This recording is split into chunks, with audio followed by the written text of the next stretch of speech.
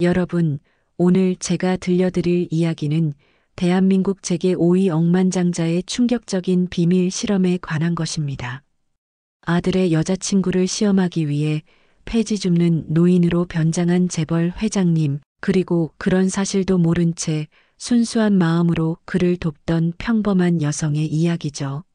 아무것도 모르던 여성이 어느 날 남자친구의 부모님을 만나러 갔는데 문이 열리고 자신이 몇 달간 돌봐주던 그 폐지 할아버지가 나타났을 때의 충격. 돈 때문에 접근한 줄 알았던 여성에게 재벌 회장은 무릎까지 꿇었다고 합니다. 도대체 그 사이에 무슨 일이 있었던 걸까요? 진정한 사랑과 인간의 가치를 확인하려 했던 그 잔인한 실험, 그 결말이 여러분의 가슴을 뜨겁게 울릴 겁니다. 강두철 회장은 창밖으로 내리는 빗줄기를 바라보며 깊은 생각에 잠겼습니다. 오늘 아들 강도윤이 자신의 결혼 소식을 알린 지 일주일이 지났네요. 세계 5위 기업의 미래를 짊어질 아들의 신부감이라. 강 회장은 한숨을 내쉬었습니다. 회장님, 민서진 씨에 관한 조사 자료 가져왔습니다. 비서가 서류 한 뭉치를 내밀었죠. 강 회장은 차분히 서류를 넘겨봤어요.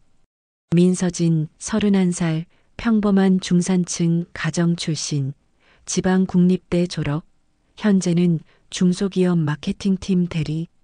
어머니는 만성질환으로 정기적인 치료가 필요한 상황. 아버지는 일찍 돌아가셨고 모든 가정 경제를 혼자서 책임지고 있다. 강 회장의 눈썹이 꿈틀거렸습니다. 이 정도면 완벽한 금수저 사냥꾼 아닌가? 강 회장이 서류를 탁 내려놓았어요. 그렇게 단정하기엔 도윤 도련님께선 정말 진심으로 사랑하시는 것 같습니다. 비서의 말에 강 회장은 코웃음을 쳤죠. 세상에 공짜는 없네. 돈 많은 집 아들과 사랑에 빠진 가난한 여자. 영화에서나 있는 일이지. 내 아들이 눈이 멀었다 해도 난 속지 않아. 강 회장은 창가에서 발걸음을 돌려 비서를 향해 날카로운 눈빛을 던졌습니다. 돈이 목적이 아니라면 증명해 보이게. 내가 직접 확인해 볼 테니. 그날 밤 강 회장은 오랜만에 아들 강도윤을 저녁 식사에 초대했어요. 최고급 레스토랑에서 와인을 따르며 담담히 말을 꺼냈습니다. 결혼 준비하느라 바쁘지? 난 한 달 정도 해외 출장이 있어. 그 사이 내 맘대로 하게. 단 내가 돌아와서 그 여자를 직접 만나보고 최종 결정하겠네. 도윤은 아버지의 갑작스러운 양보에 의아했지만 기쁜 마음으로 고개를 끄덕였습니다. 그가 알지 못하는 사이 강 회장의 머릿속에는 이미 치밀한 계획이 세워져 있었죠. 강 회장은 모든 준비를 마쳤습니다. 수염을 기르고 특수 메이크업으로 얼굴에 주름을 더하고 허름한 옷과 낡은 장갑, 폐지 수레까지 완벽한 변장이었어요. 이제 민서진이 사는 동네에서 폐지 줍는 노인으로 새 삶을 시작할 준비가 됐습니다. 이튿날 새벽 강 회장은 아무도 자신을 알아볼 수 없는 모습으로 민서진이 사는 동네에 나타났습니다.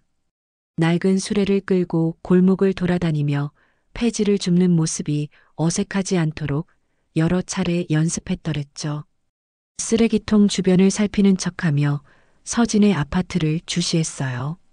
새벽 6시 드디어 민서진이 현관문을 열고 나왔습니다. 곱게 차려입은 회사원 복장, 단정한 헤어스타일, 어딘가 바쁘지만 차분한 걸음걸이. 강 회장은 그녀가 버스 정류장으로 향하는 모습을 유심히 지켜봤죠. 이제 시작이다. 강 회장은 중얼거리며 천천히 그녀가 지나간 길을 따라갔습니다.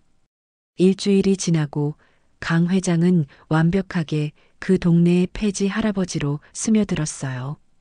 매일 같은 시간, 같은 골목에서 폐지를 줍고 때로는 민서진과 마주치기도 했습니다. 처음에는 그저 시선을 스치는 정도였지만 3일째 되는 날 비가 내리기 시작했죠. 할아버지, 우산 안 가져오셨네요. 이거라도 쓰세요. 민서진이 자신의 우산을 내밀었어요. 강 회장은 놀랐지만 이내 역할에 충실했습니다. 아이고, 고마워요. 하지만 젊은이가 비 맞으면 어쩌고. 괜찮아요. 제 회사는 저기예요. 뛰어가면 돼요. 할아버지는 폐지 다 젖으면 안 되잖아요. 그렇게 첫 대화가 시작됐습니다. 강 회장은 속으로 우연한 친절이라 여겼지만 다음 날도 그 다음 날도 민서진의 작은 친절은 계속됐어요. 때로는 따뜻한 캔 커피, 때로는 손수건, 가끔은 간단한 도시락까지. 이 여자 뭐 노리는 거지? 강 회장은 의심의 눈초리를 거두지 않았습니다. 어쩌면 주변 사람들에게 보이기 위한 가식적인 선행일지도 모른다고 생각했죠. 그래서 더 과감한 실험을 시작했어요. 어느 날 민서진이 지나가는 길목에서 일부러 쓰러져 신음했습니다. 지나가던 사람들은 대부분 모른 척했지만 멀리서 걸어오던 민서진은 뛰어와 그를 부축했어요. 민서진은 언제나 바쁜 와중에도 잠시 걸음을 멈추고 할아버지의 안부를 물었습니다. 오늘은 좀 어떠세요? 아침이 쌀쌀한데 이거라도 드세요. 그녀는 종종 따뜻한 호빵이나 삶은 계란을 건네며 미소를 지었어요. 강 회장은 점점 혼란스러워졌습니다. 처음에는 분명 가식이라 여겼는데 한 달이 다 되어가는 지금까지도 그녀의 친절은 변함이 없었어요. 더 놀라운 건 주변에 아무도 없을 때도 민서진은 변함없이 친절했다는 점이었습니다. 어느 비 오는 저녁 강 회장은 일부러 늦게까지 골목에 남아 젖은 폐지를 정리하는 척했어요. 퇴근길에 민서진이 우산을 들고 다가왔습니다. 할아버지, 이렇게 비 맞으시면 감기 걸리세요. 제가 집까지 모셔다 드릴게요. 아이고, 내 집이라고 해봤자 저기 공원 벤치란다. 신경 쓰지 말고 어서 가게. 민서진의 표정이 굳었어요. 정말요? 할아버지, 어디 사시는 곳이 없으신 거예요? 강 회장은 연기를 이어갔습니다. 요즘 같은 세상에 내 같은 늙은이가 어디 갈 데가 있겠나? 젊은이는 걱정 말고 가보게. 그날 밤 민서진은 강 회장을 근처 찜질방으로 데려갔어요. 입장료를 내주고 깨끗한 수건과 간단한 생필품까지 사다 주었죠.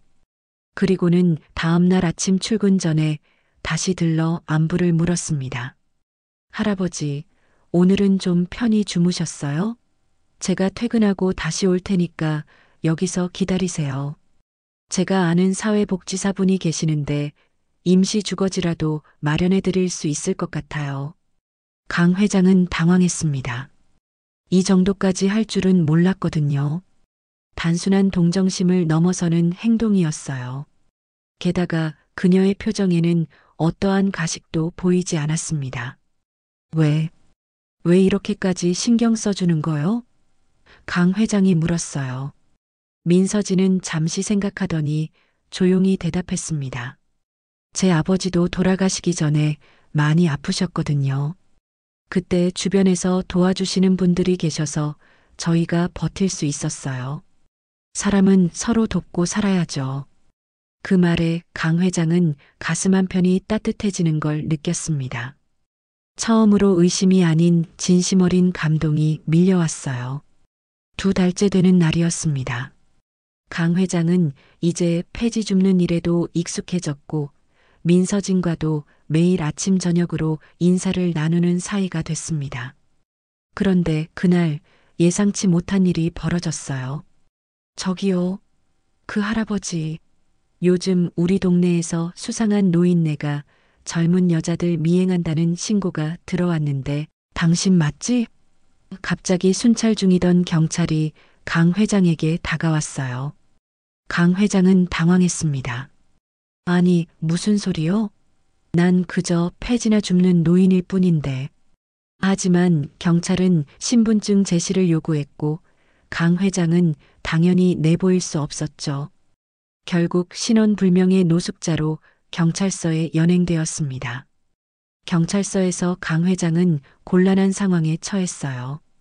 본인의 신분을 밝히면 지금까지의 실험이 무용지물이 되고, 그렇다고 계속 연기를 하자니 불법 체류자로 오해받을 수도 있었습니다. 그때 경찰서 문이 열리고 헐레벌떡 뛰어들어온 사람이 있었어요. 바로 민서진이었습니다. 저기 그 할아버지는 제가 알아요. 우리 동네에서 폐지 모으시는 분이에요. 전혀 수상한 분 아니에요. 경찰은 의심스러운 눈초리로 물었어요. 그럼 이분 신원을 증명해 주실 수 있습니까? 네. 그러니까. 민서진은 잠시 당황했지만 이내 단호한 목소리로 말했습니다. 그분은 제 할아버지의 오랜 친구세요. 최근에 좀 치매 증상이 있으셔서 가끔 집을 나가시곤 하는데 마침 우리 동네에서 계신 걸 발견했어요. 제가 당장 모시고 갈게요. 경찰은 여전히 의심스러워했지만 민서진의 확신에 찬 태도에 결국 강 회장을 풀어주었어요. 경찰서를 나오는 길, 강 회장은 말문이 막혔습니다. 아가씨, 왜 거짓말까지 하면서 나를 도와준 거요? 민서진은 담담하게 대답했어요. 할아버지가 정말 나쁜 일 하시는 분이라고는 생각되지 않았어요. 그냥 도움이 필요해 보이셨을 뿐이에요. 그날 밤 민서진은 강 회장을 자신의 원룸 옆 고시원에 방을 하나 얻어주었습니다. 여기서 당분간 지내세요. 제가 일주일에 한 번씩은 찾아뵐게요. 강 회장은 이제 혼란을 넘어 감동을 느꼈습니다. 이 여자는 진심으로 타인을 돕는 사람이었어요. 돈이나 보상을 바라지 않고 그저 인간적인 마음으로. 강 회장의 실험은 계속되었습니다. 그는 이제 민서진의 진심을 의심하지 않았지만 더 깊이 알고 싶어졌어요. 그녀의 일상, 그녀의 고민, 그녀가 사는 방식. 모든 것이 궁금해졌습니다. 어느 날 고시원 앞에서 기다리고 있던 민서진의 표정이 어두웠어요. 평소와 달리 지친 모습이었습니다. 무슨 일 있소? 강 회장이 조심스레 물었어요. 민서진은 억지 미소를 지으며 고개를 저었습니다. 아니에요, 할아버지. 그냥 회사 일이 좀 복잡해졌을 뿐이에요. 하지만 강 회장은 느낄 수 있었어요. 단순한 업무 스트레스가 아니라는 것을. 며칠 후 그는 우연히 민서진이 약국에서 처방약을 받는 모습을 보았습니다. 그리고 약봉투에 적힌 이름을 확인했죠. 민지혜. 서진의 어머니 이름이었습니다. 어머니, 약값이 많이 올랐네요. 약사의 말에 민서진은 한숨을 내쉬었어요. 네, 괜찮습니다. 어머니 건강이 최우선이니까요. 그날 밤 강 회장은 비서에게 전화를 걸었습니다. 민서진에 대한 최신 정보를 알아봐. 특히 그녀의 직장 상황과 가정 형편. 다음 날 보고를 받은 강 회장은 충격을 받았어요. 민서진의 회사가 부도 위기에 처해 대규모 구조조정을 앞두고 있었고 그녀도 해고 대상 명단에 올라 있다는 소식이었습니다. 게다가 그녀의 어머니는 최근 상태가 악화되어 더 비싼 치료를 받아야 하는 상황이었죠. 그런 상황에서도 나 같은 늙은이를 챙기다니. 강 회장은 깊은 생각에 잠겼습니다. 며칠 후 민서진은 평소보다 늦게 고시원을 찾아왔어요. 얼굴은 창백했고 눈은 붉어 보였습니다. 죄송해요, 할아버지. 오늘은 도시락을 못 챙겨왔어요. 괜찮소? 그보다 아가씨, 무슨 일 있었소? 민서진은 잠시 입술을 깨물더니 작은 목소리로 말했어요. 회사에서 저희 팀이 모두 정리해고 통보를 받았어요. 다음 달부터는 일자리가 없어요. 강 회장은 가슴이 아팠습니다. 그렇군. 참 힘들겠구려. 그래도 괜찮아요. 새 일자리를 찾을 거예요. 그때까지는 아르바이트라도 하면 되니까요. 민서진은 오히려 강 회장을 걱정했어요. 할아버지 방세는 제가 계속 낼 테니 걱정하지 마세요. 그 순간 강 회장은 결심했습니다. 다음 날 비밀리에 민서진의 회사에 연락해 대규모 투자를 약속했고 조건으로 민서진의 팀은 유지할 것을 요구했어요. 또한 민서진의 어머니가 다니는 병원에도 익명의 기부금을 전달했습니다. 내가 할 수 있는 건 이것뿐이구나. 강 회장은 중얼거렸어요. 아직 정체를 밝힐 때가 아니었으니까요. 그날 저녁 강 회장은 고시원 앞에서 민서진을 기다렸습니다. 마지막 인사를 전하기 위해서였죠. 할아버지, 오늘은 좋은 소식이 있어요. 우리 회사가 갑자기 새 투자를 받게 됐대요. 덕분에 저희 팀은 해고되지 않게 됐어요. 민서진은 기쁜 표정으로 달려왔어요. 강 회장은 미소를 지었습니다. 정말 다행이구려. 아가씨 같은 착한 사람에게는 좋은 일이 생기는 법이지. 그리고 더 신기한 건 어머니 병원비도 어떤 익명의 후원자가 지원해 주셨대요. 세상에는 정말 착한 사람들이 많은 것 같아요. 강 회장은 가슴이 뭉클했어요. 그럼 그렇지. 세상은 생각보다 따뜻하다오. 잠시 침묵이 흐른 후 강 회장은 조심스레 입을 열었습니다. 사실 나 내일 떠나려고 하오. 민서진의 표정이 굳었어요. 떠나신다고요? 어디로요? 오랜 친구가 있는 곳으로. 이제 그곳에서 지내야 할 것 같소. 강 회장은 담담히 말했습니다. 그럼 다시 뵐 수 있을까요? 민서진의 목소리가 떨렸어요. 강 회장은 잠시 말을 고르다가 대답했습니다. 언젠가는 아주 다른 모습으로 만나게 될 거요. 할아버지가 계셔서 정말 많은 힘이 됐어요. 제가 어려울 때 곁에 있어 주셔서 정말 감사해요. 민서진의 눈가에 눈물이 맺혔어요. 강 회장은 그녀의 손을 꼭 잡았습니다. 고맙다는 말은 내가 해야지. 자네 같은 사람을 만나서 이 늙은이는 세상에 대한 믿음을 되찾았소. 그날 밤 두 사람은 작별 인사를 나눴어요. 민서진은 마지막으로 준비해온 도시락을 건네며 눈물을 참았습니다. 강 회장도 마음이 아팠지만 곧 진짜 모습으로 그녀와 다시 만날 것을 생각하며 작별 인사를 했어요. 건강하게 지내요, 서진 아가씨. 자네에게는 좋은 일만 있을 거요. 일주일 후 강 회장은 본래의 모습으로 돌아왔습니다. 탄탄한 체격, 당당한 걸음걸이, 번쩍이는 명품 시계와 맞춤 정장. 누가 봐도 재계의 거물이었죠. 그는 곧장 아들 강도윤을 불렀어요. 이제 내 여자친구를 만나볼 때가 됐다. 다음 주 토요일 저녁 우리 집으로 초대해라. 도윤은 기뻐하며 고개를 끄덕였습니다. 아버지, 정말 감사합니다. 서진이를 만나보시면 분명 마음에 드실 거예요. 그럴지도 모르지. 강 회장은 의미심장한 미소를 지었어요. 그리고 드디어 그날이 왔습니다. 민서진은 강도윤의 손을 꼭 잡고 긴장된 표정으로 대저택 앞에 섰어요. 서진아, 걱정하지 마. 우리 아버지 겉보기와 달리 정이 많은 분이야. 도윤이 안심시켰지만 민서진의 가슴은 여전히 두근거렸습니다. 초인종을 누르자 하인이 문을 열었고 두 사람은 안으로 들어섰어요.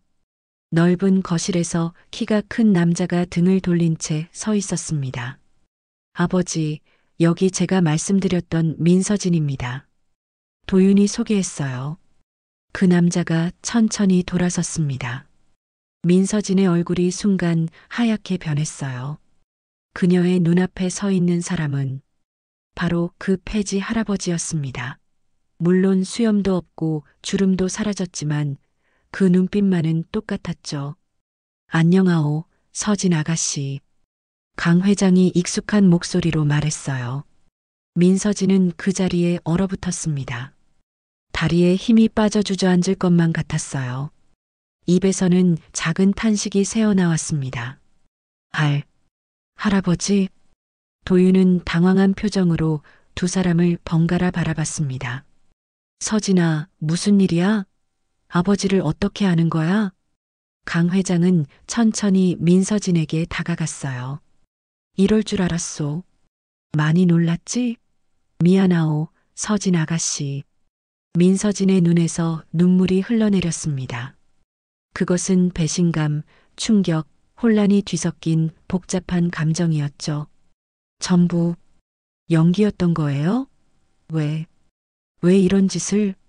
강 회장은 깊은 한숨을 내쉬었습니다. 내 아들의 진짜 신부감을 시험해보고 싶었다오.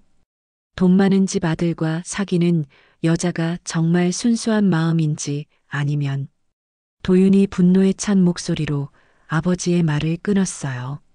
아버지, 어떻게 이런 짓을 할 수 있어요? 서진이를 모욕하는 거잖아요. 아니다, 도윤아. 강 회장이 고개를 저었어요. 이건 모욕이 아니라 인정이란다. 강 회장은 민서진 앞에 천천히 무릎을 꿇었습니다.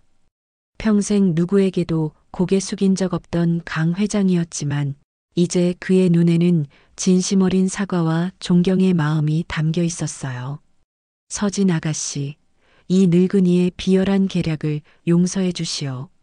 하지만 이 실험을 통해 내가 얻은 결론은 자네야말로 내 아들에게 가장 완벽한 배우자라는 것이었소. 민서진은 여전히 눈물을 흘리며 고개를 저었습니다. 저는 실험 대상이 아니에요. 사람의 마음을 이렇게 가지고 놀다니. 강 회장은 고개를 깊이 숙였어요. 맞소. 내 잘못이오. 이기적인 의심으로 자네를 시험했으니. 하지만 그 과정에서 평생 잊지 못할 교훈을 배웠소.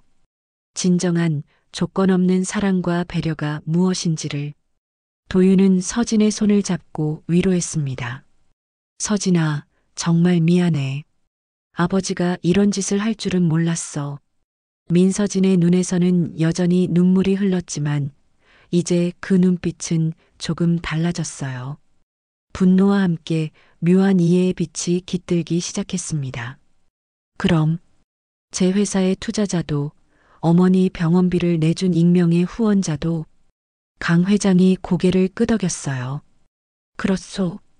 자네가 어려움에 처했을 때 조금이나마 도움이 되고 싶었소. 자네가 나에게 베풀어준 친절에 비하면 아무것도 아니지만. 침묵이 흘렀습니다. 세 사람 모두 복잡한 감정 속에 말을 잇지 못했어요. 민서진은 그날 밤 도윤의 가족 저택을 떠났습니다. 머릿속은 혼란스러웠고 마음은 무거웠죠. 도윤은 그녀를 집까지 바래다 주며 계속해서 사과했어요. 서진아, 아버지의 행동이 정말 잘못됐어. 하지만 제발 우리 관계까지 포기하지는 말아줘. 민서진은 창밖을 바라보며 말했습니다. 도윤 씨, 시간이 필요해요. 이 모든 걸 받아들이려면. 일주일이 지났어요. 민서진은 강 회장에게서 온 정중한 편지를 받았습니다. 서진 아가씨, 내 행동에 변명의 여지는 없소. 다만 한 가지 알아주었으면 하오. 내가 폐지 할아버지로 살았던 그 시간은 내 인생에서 가장 값진 경험이었소. 자네 덕분에 진정한 인간의 가치가 무엇인지 배웠고 내 아들이 얼마나 좋은 사람을 만났는지 깨달았소. 원한다면 찾아뵙고 정식으로 사과드리고 싶소. 민서진은 편지를 읽고 또 읽었습니다. 그리고 마침내 도윤에게 전화를 걸었어요. 만나고 싶어요. 당신 아버지와도. 다음 날 세 사람은 작은 카페에서 만났습니다. 강 회장은 평소의 위압적인 모습이 아닌 겸손한 자세로 민서진 앞에 앉았어요. 서진 아가씨, 다시 한번 진심으로 사과드리오. 내 교만과 의심이 자네에게 상처를 줬소. 민서진은 깊은 숨을 내쉬었습니다. 사실 처음에는 너무 화가 났어요. 하지만 곰곰이 생각해 봤어요. 아버님의 입장에서는 아들을 걱정하는 마음이 컸겠죠. 그렇다고 해도 내 행동은 용서받기 어렵소. 민서진이 조용히 말했어요. 제가 폐지 할아버지를 도왔던 건 그저 그렇게 하는 게 옳다고 생각했기 때문이에요. 특별한 이유는 없었습니다. 강 회장의 눈이 촉촉해졌어요. 바로 그것이요. 자네의 그 순수한 마음이 나를 감동시켰소. 내가 그동안 재물과 권력만 쫓으며 잊고 있던 가치를. 도윤이 조심스레 서진의 손을 잡았습니다. 서진아, 우리 다시 시작하면 안 될까? 민서진은 잠시 생각하더니 미소를 지었어요. 한 가지 조건이 있어요. 뭐든지 말해봐. 아버님이 정말로 폐지 줍는 할아버지들을 위한 복지재단을 만들어주셨으면 해요. 제가 만났던 많은 노인분들이 정말 어렵게 사세요. 강 회장의 얼굴에 환한 미소가 번졌습니다. 이미 준비 중이요. 진짜 보석재단이라는 이름으로 노인복지 사업을 시작하려고 하오. 자네가 함께 일해주면 더 좋겠소. 한 달 후 민서진과 도윤의 약혼식이 열렸습니다. 강 회장은 축사에서 모두를 놀라게 하는 이야기를 들려주었어요. 제가 폐지 줍는 노인으로 변장해 우리 며느리를 시험했던 일 다들 들으셨을 겁니다. 어리석은 저의 의심이었죠. 하지만 그 과정에서 저는 인생 최고의 교훈을 얻었습니다. 진정한 부는 통장 잔고가 아니라 사람의 마음에 있다는 것을. 우리 며느리 서진이는 제게 그 값진 교훈을 가르쳐준 진짜 보석입니다. 민서진의 눈에 눈물이 맺혔습니다. 그녀의 어머니도 함께 자리에 있었고 건강도 많이 회복된 상태였어요. 약혼식이 끝난 후 강 회장은 민서진에게 작은 상자를 건넸습니다. 열어보니 그 안에는 낡은 장갑 한 켤레가 있었어요. 내가 폐지 주울 때 끼던 장갑이요. 내 인생을 바꿔놓은 소중한 기억이라 간직했다오. 민서진은 그 장갑을 조심스레 받아들고 미소를 지었습니다. 저도 간직할게요. 우리가 정말 특별한 방식으로 만났다는 증거로요. 강 회장은 민서진의 손을 꼭 잡았어요. 이제 우리는 진짜 가족이요. 서진 아가씨.